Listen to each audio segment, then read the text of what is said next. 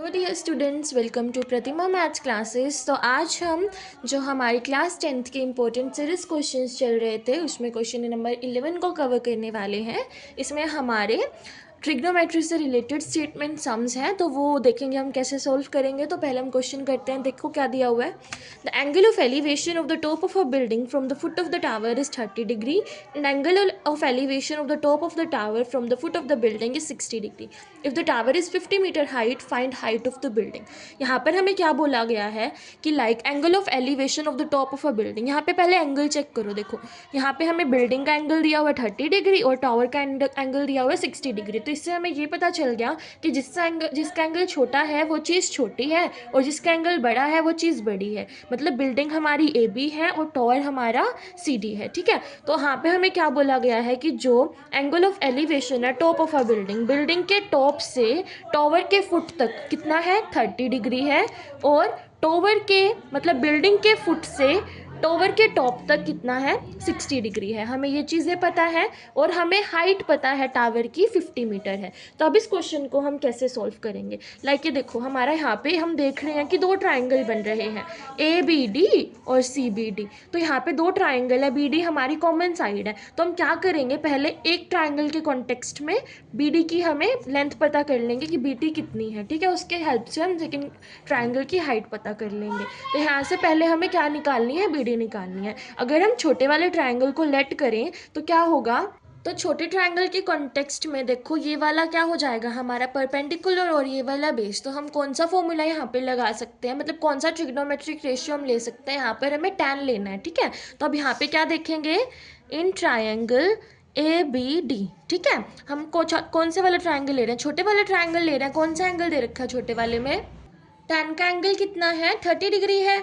तो tan 30। तो हमें पता है tan के लिए हमारा क्या लगता है, पंडित बद्री प्रसाद हर हर बोले तो P बाय B। तो यहाँ पे P बाय B। तो परपेंडिकुलर हमारा कितना है ए बी और बेस कितना है बी डी।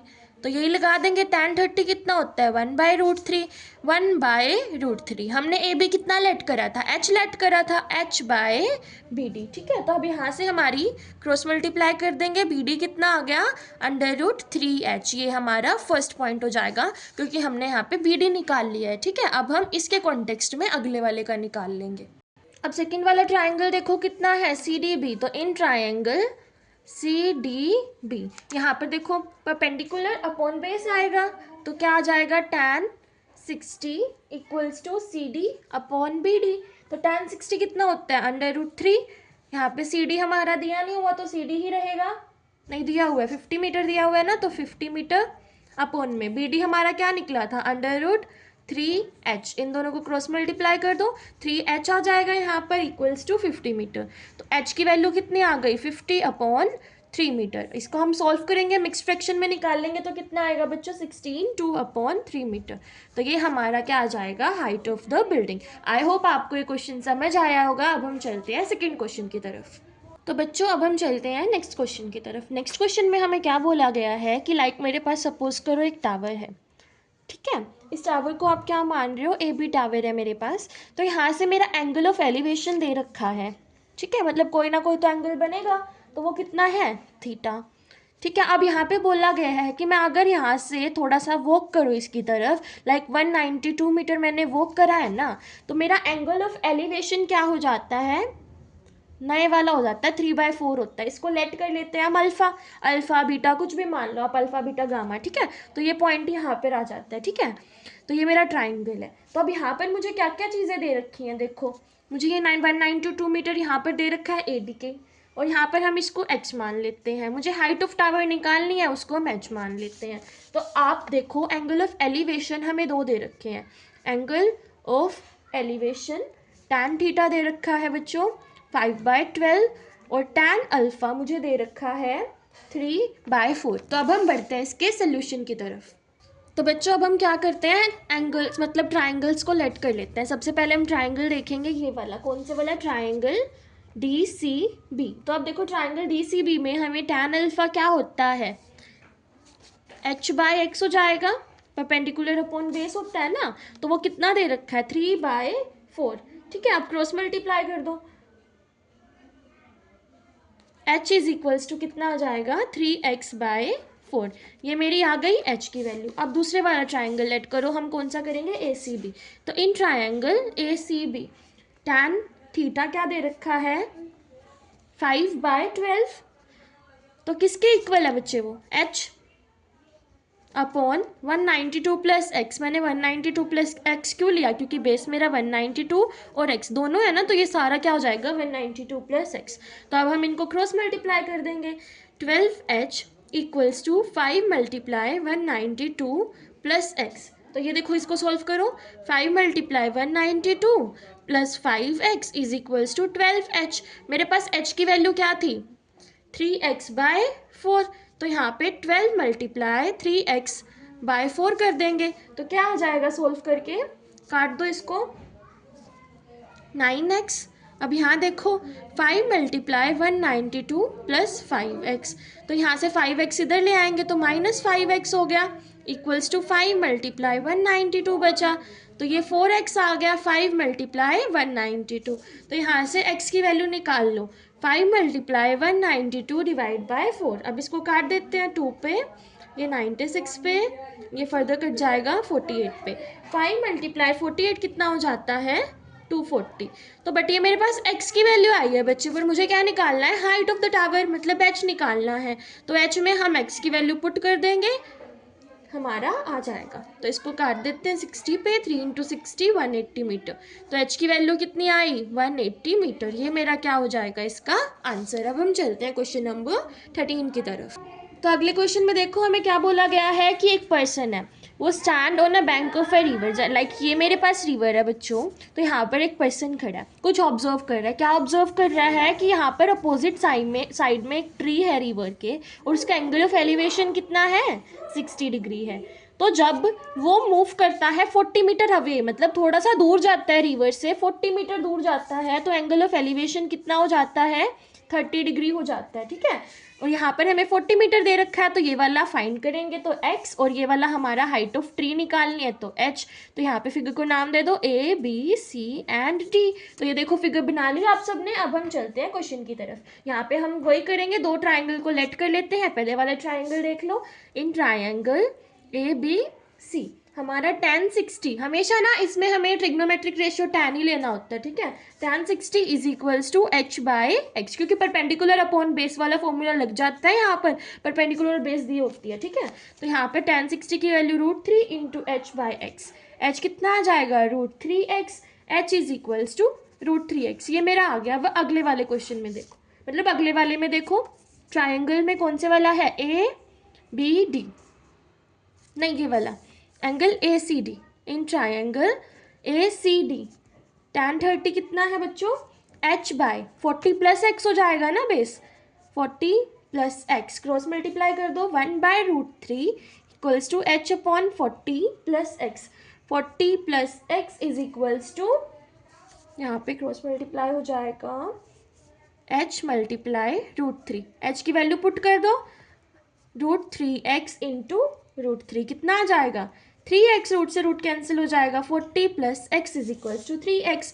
और यहाँ पे x की वैल्यू कितनी आ जाएगी बच्चों, देखो यहाँ से x इधर जाएगा माइनस में, 2x 40 equals to 2x, x is equals to 20। मेरे पास x की वैल्यू आ गई, x की वैल्यू हाइट में पुट कर दो √3 into 20 means 20 √3 is equals to height. Metre में लिखोगे, ये हमारा क्या हो जाएगा इसका आंसर। अब हम चलते हैं नेक्स्ट क्वेश्चन की तरफ।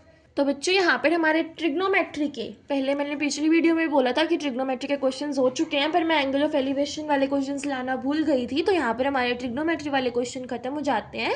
अब हम सर्कल वाले क्वेश्चन करेंगे।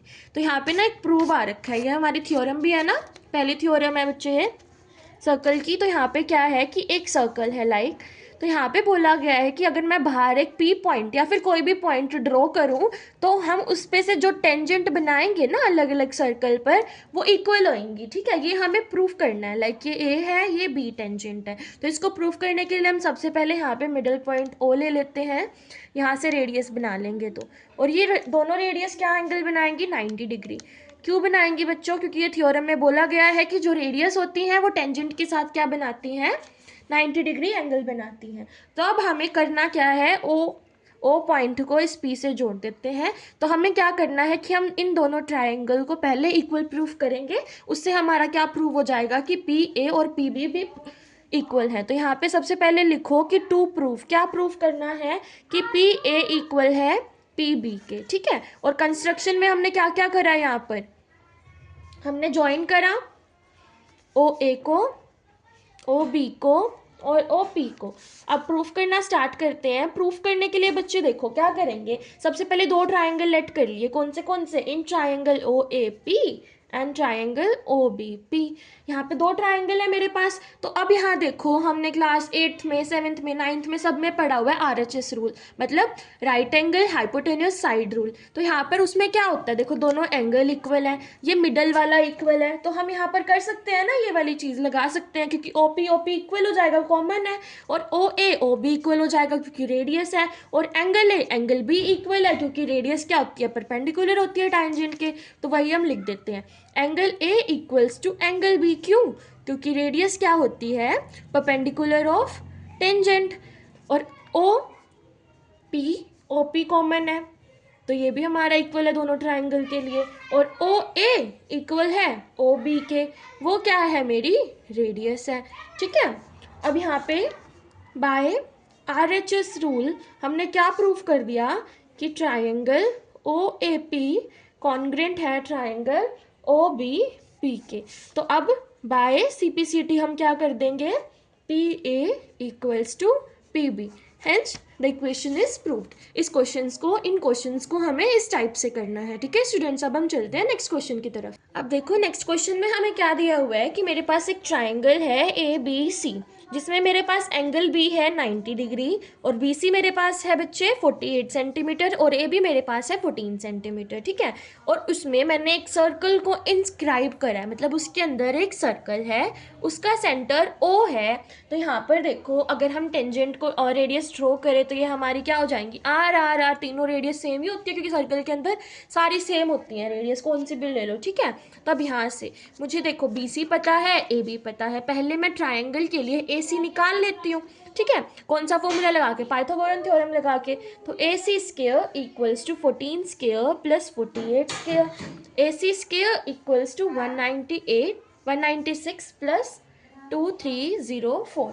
तो यहाँ पे 2500 AC स्क्वायर आ गया। तो AC कितना आ गया, 50 मीटर। तो मेरे पास AC की भी वैल्यू आ गई 50 मीटर। अब बच्चे अब एक चीज़ देखो, यहाँ पर ये भी 90 है, ये भी 90 है। तो अब यहाँ देखो अगर मैं एक छोटा सा स्क्वायर मानूँ तो मेरे पास जोन सी सारी हैं सेम ही होती है सारी साइड्स, ये आ रहा है, ये आ रहा है, तो ये भी आर होगा, ये भी आर होगा। तो यहाँ पे मैं पॉइंट लगा दूँ अगर P और यहाँ पे लगा दूँ Q और यहाँ पे लगा दूँ R, तो मेरे पास जो PA है उसकी वैल्यू क्या हो जाएगी, 14 सेंटीमीटर माइनस R, क्योंकि PB की वैल्यू R है और पूरे की वैल्यू 14 है, तो PA की कितनी हो जाएगी, 14 माइनस R। अब यहाँ देखो अगले वाले में यहाँ से मुझे इसकी वैल्यू पता है R है, ये 48 है, तो इसकी कितनी हो जाएगी 48 माइनस R, ठीक है। मतलब ये वाले की वैल्यू कितनी हो गई 48 माइनस R। अब आप देखो अगर मेरा ये सर्कल है, इस पर मैंने दो टेंजेंट ड्रॉन करी हैं, तो हमने देखा है ना अभी पीछे कि दोनों टेंजेंट सेम है, तो ये सामने वाली भी क्या हो जाएगी 48 माइनस R, ठीक है। और ये वाली भी क्या हो जाएगी, अगर ये दोनों टेंजेंट लूँ तो ये इसके सामने वाली भी क्या हो जाएगी 14 माइनस R। तो अब मुझे पता है AC कितना है, AC कितना है 48 minus R plus 14 minus R, और AC की वैल्यू आई कितनी थी 50 metre, equals to 48 minus R plus 14 minus R। तो यहाँ देखो क्या हो जाएगा 2R, और यहाँ पे 48 प्लस 14 कितना हो गया 62 इक्वल्स टू 50। तो 2R की निकाल लो, 62 माइनस 50 कितनी आ जाएगी 12, ठीक है। तो यहाँ से R निकल जाएगा 6 सेंटीमीटर।